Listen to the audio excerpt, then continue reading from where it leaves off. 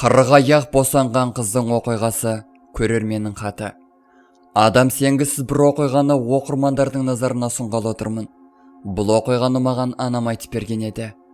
Бұл оқиға анамның құрбысының басынан өтіпті.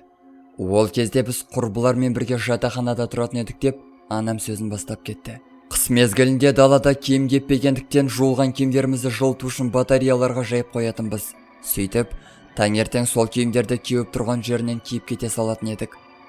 Көктем шығып, сабақ аяқталуға аз қалған. Мамыр айы болатын. Бірге оқитын курстасымыз Жанардың бойынан өзгерістер байқала бастады. Оның денесі толысып, ішінің өсе бастағанын байқадық. Мінезінен де өзгерістер пайда болды. Бұрын жарқылдап жүретін, ашық мінезді қыз елден оқшалануды шығарды. Бойында тұйық мінез пайда болды. Бәріміз Жанардың аяғы ауыр деп ойладық. Бірақ жігітпен жақын болғанын байқаған емеспіз. Десе де, айналасындағылар Жанарды сырттай кінәлай бастады. Мәселенің байыбына жетпей жатып, оны кінәлап, жер жебіне жеткендер де табылды ғой. Ал Жанар маған өзінің шын мәнінде таза екен, ешқашан жігітпен жыныстық қатынаста болмағанын айтты.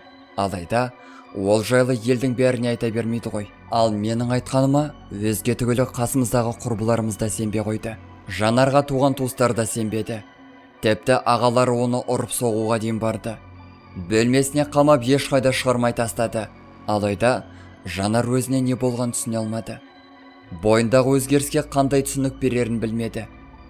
Оқытушылар да Жанарға сенбей сырттай айналды. Ақыры оқуды тастап кетуге мәжбүр болды. Кейін анасы Жанарды дәрігерге барып тексеруден өткізген. Бірақ дәрігерлер Жанардың қызық пердесінің бұзылмағанын, бейкүнә екенін айтыпты. Алайда, УЗИ аппараты Жанардың ішінде түсініксіз нәрсенің өсіп келе жатқанын анықтаған. Дәрігер анасына Жанардың жалпы жағдай жақсы екенін айтыпты. Бірақ, іште өсіп келе жатқан нәрсенің не екенін нақты біле алмаған. Сондықтан да Жанардың ішіндегі ол немесе қыз екені белгісіз деп шығарып салады дәрігерлер. Жанардың ішінің көлеміне қарай, дәрігерлер бала шамамен 6 айлық деп болжапты. Сондықтан да жасанды түсік тастатуға кеш деген екен. Үйіндегілерде ақыры басқа түскені осы шығар деп көнеді. Сөйтіп жүктілігі 9 айға жетеді. Ай күні жеткенде Жанарды ауруханаға жатқызады. Алайда, дәрігерлер Жанардың ішіндегіні біле алмай дал болды.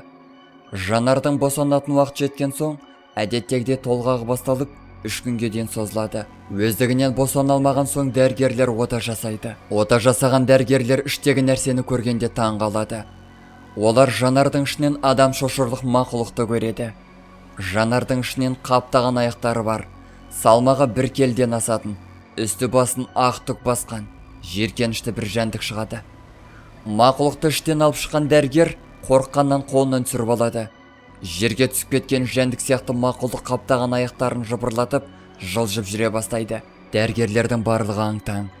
Есін жиған дәрігерлер жәндікті ұстап алып зертханаға апарады. Ал Жанар болса наркоздан соң оянса, балам қайда деп дәрігерлерге маза бермейді. Дәрігерлер сұраққа жауап беруден жалтарады.